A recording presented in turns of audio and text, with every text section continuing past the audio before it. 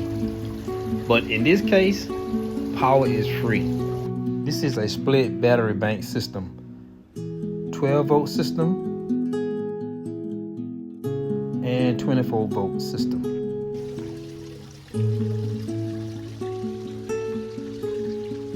We need something to keep these batteries charged.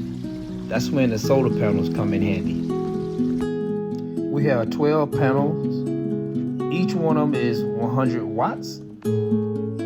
We have 600 watts dedicated to the 12-volt system and 600 watts dedicated to the 24-volt system. Now it's time to build the solar stand.